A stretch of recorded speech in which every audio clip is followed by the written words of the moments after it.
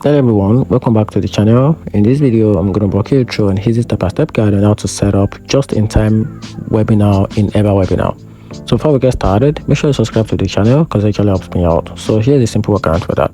So for you to be able to set up a just-in-time webinar, you have to log into your webinar account, then go to your webinar dashboard, then click create new webinar, or choose an existing webinar to edit.